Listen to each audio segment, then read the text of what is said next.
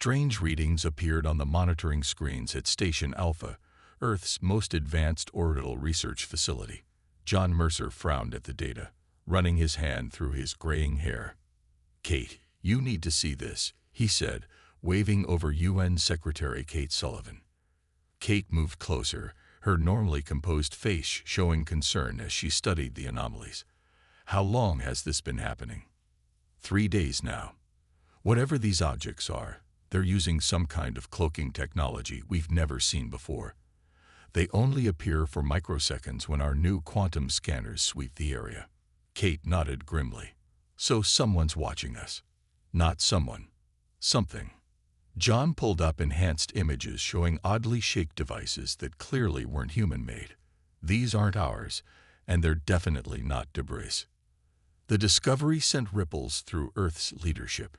Within hours, Admiral Maria Diaz had scrambled defense ships to investigate.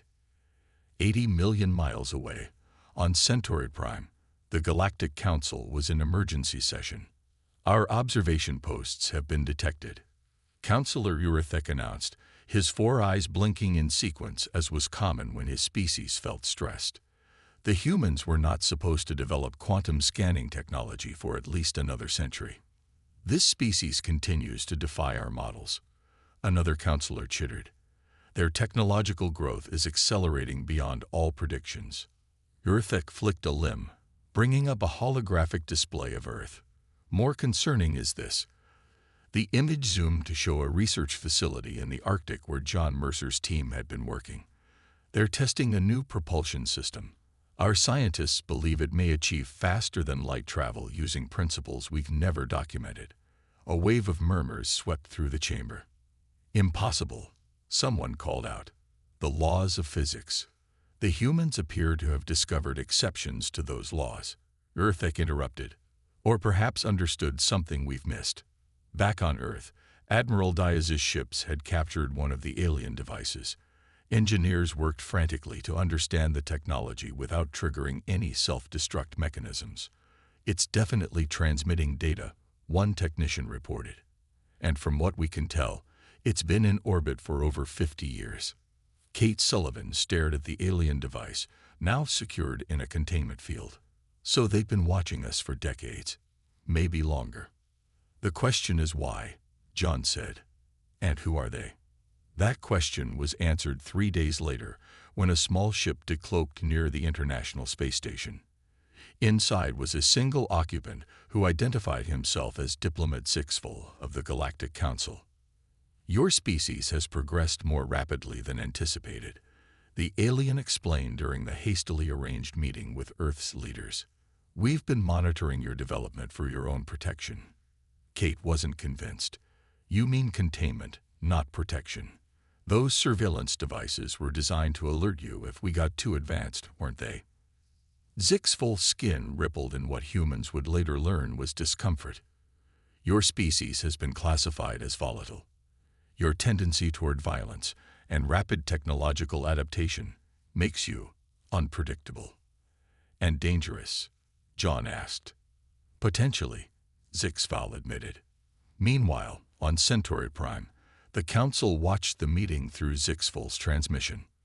"This changes everything," Counselor Urethek said quietly. "They know about us now. Perhaps it's time for integration," a younger counselor suggested. "No," Urethek replied firmly. "Humanity must remain contained. Their propulsion breakthrough alone could destabilize the galactic balance. We've seen what happens when volatile species gain unrestricted access to space." "And if they refuse containment?" another asked. Urethek's 4 eyes blinked slowly. "Then we must consider more direct intervention. They cannot be allowed to spread beyond their solar system." The Council didn't realize that even as they spoke, John Mercer's team was completing the final tests on their FTL drive. Humanity was about to take a step that would change the galaxy forever. Elizabeth Warren stared at the alien data scrolling across her screen. As Earth's leading xenobiologist, she had been granted access to the information package reluctantly provided by the Galactic Council. What she found made her blood run cold. "This can't be right," she whispered to herself. The record showed Council interference in human development, dating back 10,000 years. Each time humanity approached a technological breakthrough that might lead to advanced space travel, something happened. A civilization collapsed. Knowledge was lost. Progress reset. Elizabeth downloaded the files to a secure drive and hurried to the emergency meeting at UN headquarters. Inside the conference room, Earth's leaders sat in stunned silence as Benjamin Foster, newly appointed ambassador to the Council, delivered his report. "They've been manipulating us for millennia," he said. "The fall of ancient Rome, the burning of the Library of Alexandria, even the Dark Ages, all engineered to slow our development." President Chen slammed his fist on the table. "And they admit this." "Not directly," Benjamin replied. "But when I confronted Diplomat Sixful with Dr. Warren's findings, he didn't deny it. He called it their containment doctrine, standard procedure for what they classify as dangerous species." Kate Sullivan frowned. "Dangerous how?" Elizabeth stepped forward with her tablet. "According to these records, we're considered unusually adaptable and creative. Most species develop technology in predictable patterns. We don't." She swiped to a new screen. "More disturbing is this: evidence of 3 previous human civilizations that reached higher technology levels than our current one. All were systematically destroyed when they discovered space travel principles." A heavy silence fell over the room. "They were planning to do it again," Admiral Dias said quietly. "If John's FTL drive had been tested without us discovering their surveillance first." On the diplomatic vessel Unity orbiting Earth, Captain Alex Rodriguez watched as Council representatives argued among themselves. His team had been assigned to provide security, but their real mission was intelligence gathering.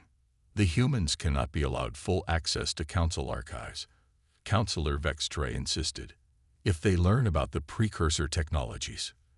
"They already know too much," interrupted Elder Crawthole, the oldest Council member present.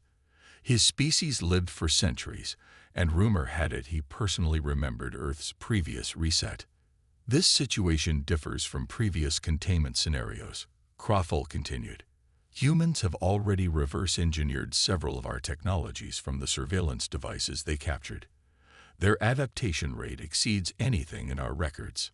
Alex recorded everything, transmitting the feed directly to Earth's military command. Back at the secret research facility in Antarctica, John Mercer was showing Kate Sullivan something remarkable. "We've adapted their quantum communication technology," he explained. "But we've improved it. Their version can be tracked. Ours can't." "How is that possible?" Kate asked. "Because they've been solving problems the same way for thousands of years. We're looking at them with fresh eyes." John's face was grim. "They've been holding us back, Kate. Not just technologically. They've been deliberately stunting our potential as a species." In her private laboratory, Elizabeth made another discovery. The Council records contained information about dozens of other contained species across the galaxy. Some had been reset multiple times, like humans. Others had been completely eradicated when containment failed. "My God," she whispered, transmitting her findings directly to Earth's leadership. Her hands trembled as she typed her conclusion. "The Galactic Council isn't a governing body. It's a prison system. And we've been inmates without knowing it."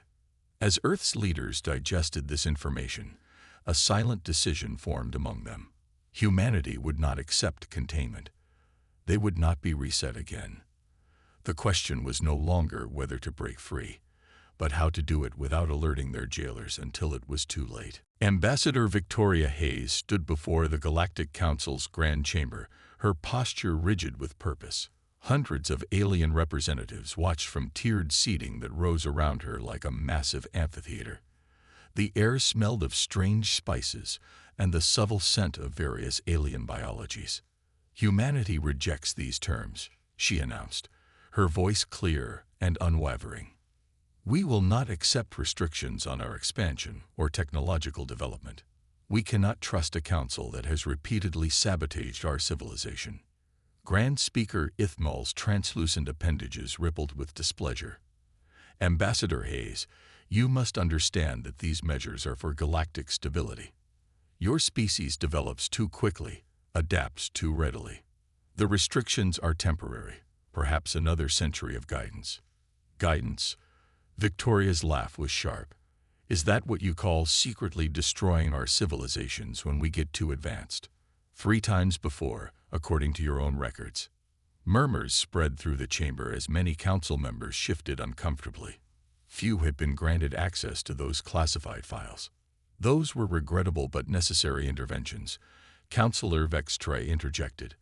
Volatile species must be controlled, contained, kept in a zoo. Victoria cut in. Humanity will chart its own course from now on. As she spoke, her earpiece discreetly buzzed with an incoming message from Earth. General William Jackson's voice was tense but satisfied. Operation Phoenix is live. Repeat, Phoenix is live. Victoria allowed herself a small smile. The Council didn't know that during these months of negotiations, humanity had been preparing. Earth's hidden shipyards had been building vessels equipped with the new FTL drives. Military installations across the solar system had been hardened with reverse-engineered shield technology. On Mars, Governor Louis Reyes stood before cheering crowds in the main dome of New Armstrong City. Today, Mars claims its independence, he shouted, not just from Earth, but from any outside control. We join the Human Systems Alliance as equal partners.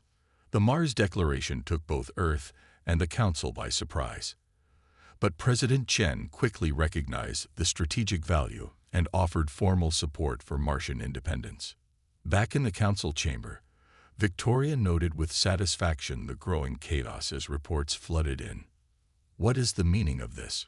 Grand Speaker Ithmal demanded, gesturing to a holographic display showing human ships deploying throughout the solar system.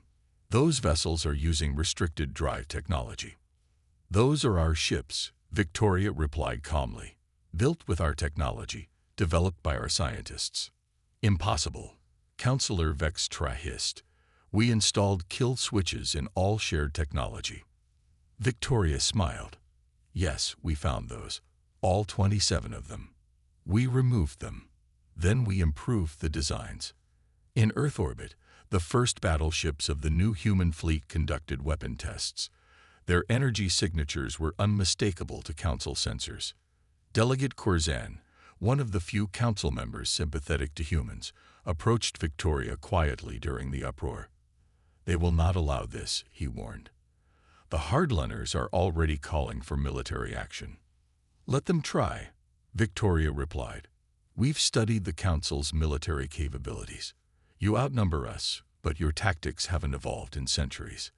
Your weapons are powerful but predictable. President Chen addressed the United Earth government from his office in Geneva. His speech was being broadcast across human settlements throughout the solar system. Today we declare the formation of the Human Systems Alliance, he announced.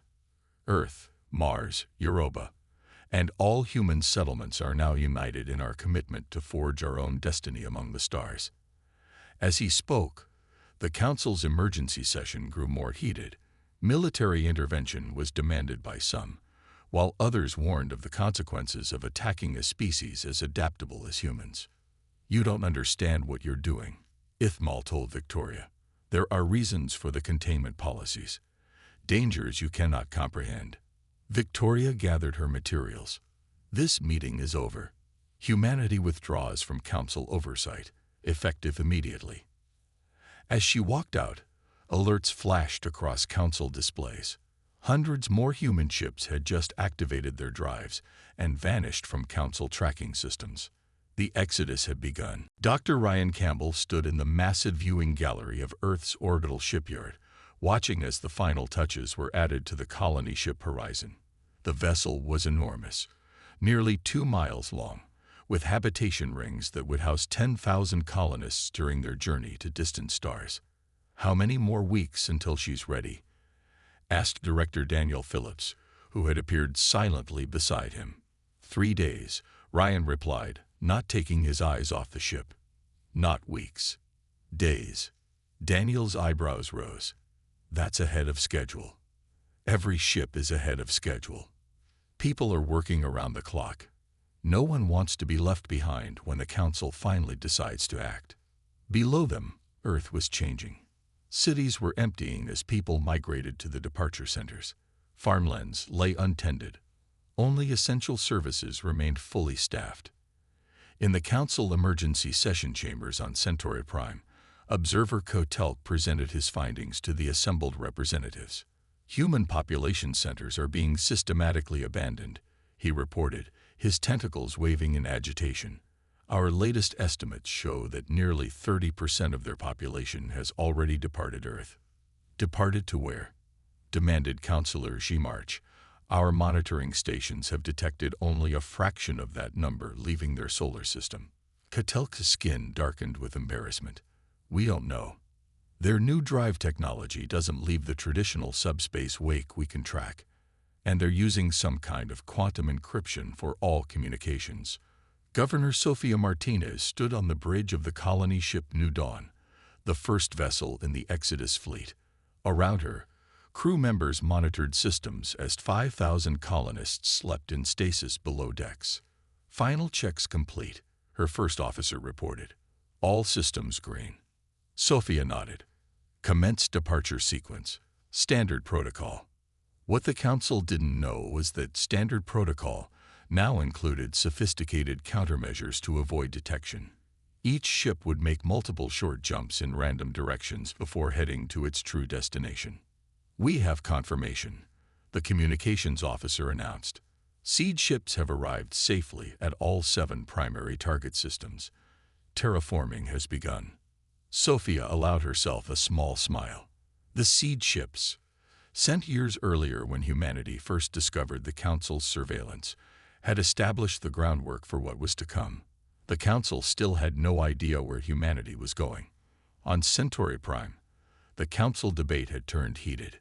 We must use military force now, insisted Councillor Gimarch, before more of them escape. And start an interstellar war, countered another. Their weapons technology has advanced considerably. Our simulation shows significant casualties, even if we win. If we win, repeated an elder councillor ominously. Their adaptation rate during conflict is unprecedented. Observer Kotelk's emergency alert interrupted the debate. He rushed into the chamber, his usual composure completely shattered. They're leaving. All of them. Simultaneously. The main display activated, showing the Earth system. Thousands of energy signatures flared as ships activated their drives. Then, one by one, they vanished from Council sensors. How many? Someone asked in the stunned silence that followed. At least 3,000 vessels, Kotelk replied, his voice faint. Possibly more. Many were shielded from our sensors until the moment of departure. 3,000. Gimar's secondary breathing vents flared in shock. That's not possible. They couldn't have built so many without detection. They'd been preparing for years, Kotelk said. Since before we made official contact. Somehow, they knew. In Earth orbit, Dr. Ryan Campbell watched from his own small ship as the massive exodus unfolded. Ship after ship activated their drives and disappeared into the darkness of space, each bound for different stars, carrying the hopes and future of humanity. Ghost protocol complete, came the encrypted message from Earth Command. 75% of population successfully departed. Remaining citizens implementing watchkeeper status. Ryan nodded to himself. The plan had worked. Humanity had slipped through the Council's fingers. By the time anyone realized the full scale of what had happened, it would be too late to stop it. The silent exodus was nearly complete. The Grand Council chamber had never seen such disorder. Supreme Councillor Ethnor struggled to maintain control as representatives from 100 worlds shouted over one another. The massive holographic display showed Earth, blue and serene from space, but now largely abandoned by its dominant species. Silence. Ethnor's amplified voice finally cut through the chaos. This bickering solves nothing. The humans have departed. The question before us is what to do now. We must pursue them, Counselor Xinvex said, her crystalline form glittering under the chamber lights. They have taken restricted technologies and knowledge. They pose a risk to galactic stability. Pursue them where? Asked another counselor. They've scattered in thousands of directions. Our tracking systems can't detect their new drive signatures. Representative Julia Rice sat quietly at the back of the chamber. As the last human liaison to the council, her position was precarious. Most humans had departed weeks ago. She remained with a small team of watchers, their presence a reminder that humanity had not completely vanished. Perhaps Representative Rice can enlighten us, Ethnor suggested, all eyes turning to her. Where have your people gone? Julia smiled politely. I don't know. That information wasn't shared with those of us who stayed behind. A security measure. I'm sure you understand. You expect us to believe that? Xinvex demanded. Whether you believe it doesn't change the truth, Julia replied calmly. Earth is now protected under the Dead Hand Protocol. Any hostile action against our world will trigger automated defense systems, but we have no interest in conflict. We simply wish to go our own way. On Earth, Admiral Paul Wilson walked through the nearly empty command center beneath what had once been Chicago. 95% of humanity had departed. Those who remained were either watchers like Julia or caretakers maintaining Earth's ecosystems and historical sites. Status report, he requested. All systems nominal. Admiral. A young lieutenant responded. Council vessels maintain position at the edge of our solar system. They're watching but not approaching. Paul nodded. The Dead Hand Protocol wasn't just a bluff. During the Exodus preparations, humanity had deployed millions of automated defense platforms throughout their system. Any attempt to follow the departed ships or attack Earth would trigger a response that would make pursuit impossible. Back in the council chamber, the debate had evolved into two clear factions. The hardliners, led by Ethnor, advocated for immediate military action to reclaim human technology and prevent their expansion. The reconciliation faction, led by Xinvex, argued for establishing diplomatic relations with the departed humans, wherever they had gone. We have a new development, announced a council aide, interrupting the debate. We've detected unusual energy readings from several star systems. They appear to be consistent with large-scale terraforming. The humans are already establishing colonies, Xinvex said, faster than we anticipated. Send ships immediately, Ethnor ordered. In a private chamber adjacent to the main hall, human scientist Luka Novik met secretly with Xinvex. Luka was one of the few humans who had chosen to work with the council rather than depart. They've left behind more than defenses, Luka explained, showing Xinvex a data crystal. This contains evidence that some council members have been manipulating not just humans, but all younger species. There's something the council leadership isn't telling us, something at the galactic core that frightens them. Xinvex's crystalline structure dimmed slightly, her species equivalent of a frown. These are dangerous accusations. They're why humanity left, Lucas said. Not just to escape council control, but because they discovered something that made them believe they needed to prepare elsewhere, something the council has been hiding for millennia. On Earth, Julia Rice received an encrypted message from the departed fleet. She read it once, then destroyed it as protocol demanded. The message was brief but clear. The first colonies were established, thriving, and already building their own ships. Humanity was no longer confined to one vulnerable location. When she returned to the council chamber, her confidence was visible. Counselors, I've been authorized to inform you that humanity remains open to peaceful contact in the future. But we will not reveal our locations, and we will not return to council oversight. It's simply too late for that. Commander Nathan Foster stood on the bridge of the council pursuit vessel Seeker, staring at the desolate planet below. This was the fifth abandoned human outpost they'd found in as many weeks. Like the others, it showed signs of recent occupation, but had been systematically emptied of anything useful. Same as before, sir, his first officer reported. They left about 10 days ago. took everything except basic shelters and some outdated technology. Nathan nodded grimly. The Council's massive search operation was failing. 60 ships scattered across hundreds of star systems, and all they found were breadcrumbs, deliberate false trails left by the departing humans. They knew we'd follow, he said quietly. These outposts were never meant to be permanent, just distractions. On another Council vessel, Dr. Olivia Carter studied data from the abandoned human settlements. As one of the few humans who had chosen to work with the Council, she was viewed with suspicion by both sides.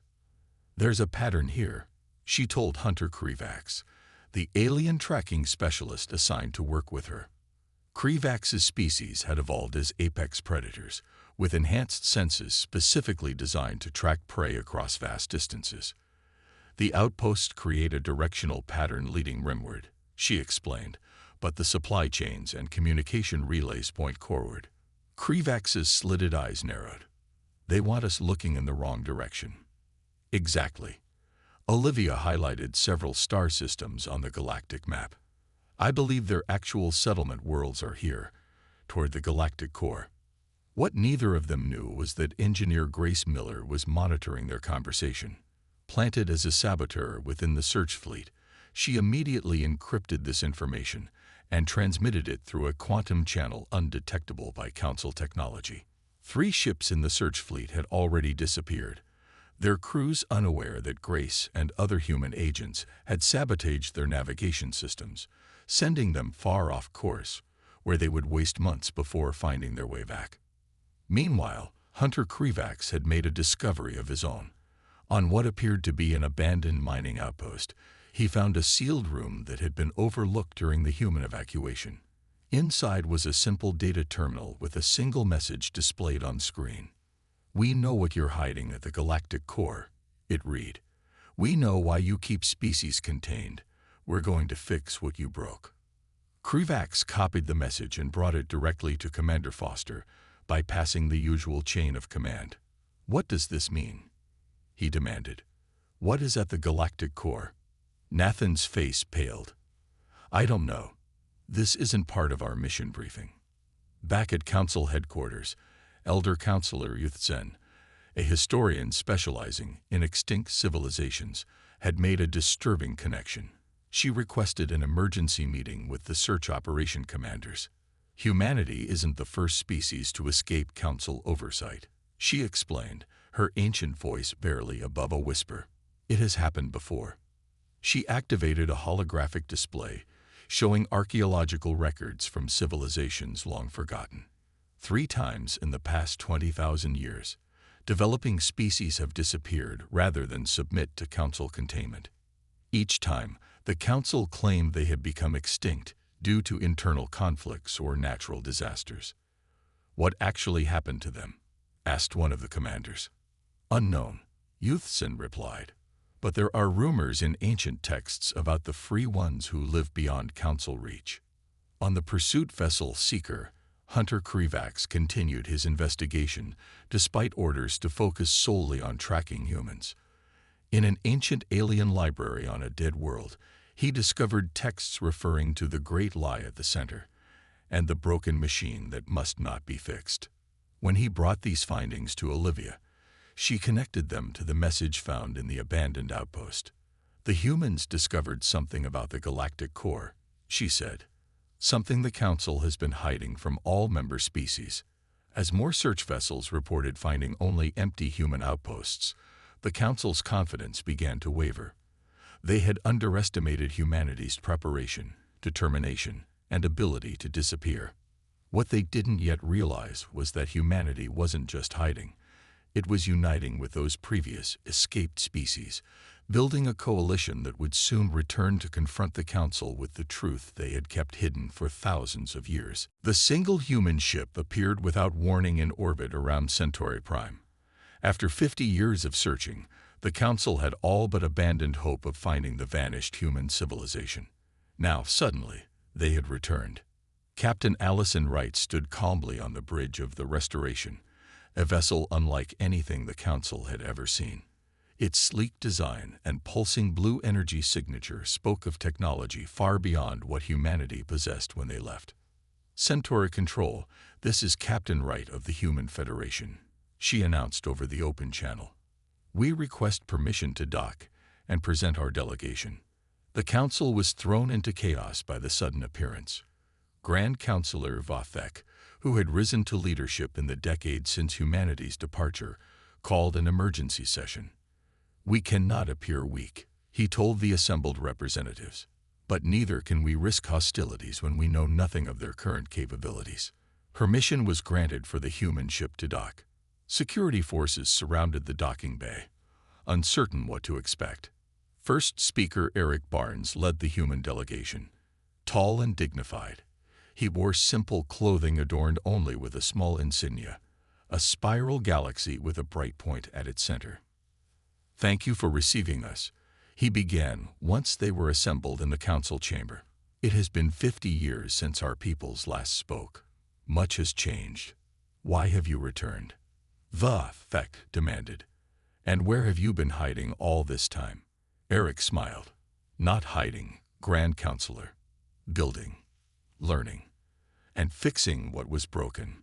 He activated a holographic display showing hundreds of star systems at the edge of the galaxy. "The Human Federation now spans these regions. We've established thriving worlds where many species live together without the hierarchical control of your council." Murmurs spread through the chamber. The territory displayed was vast. Nearly a third of the galaxy. "That's impossible," someone called out. "No civilization could expand so quickly." "We had help," Eric explained, "from the Arathi, the Novan, and the Spectral Collective." He paused as the names registered with the elder counselors. "Yes, the other escaped species you claimed had gone extinct.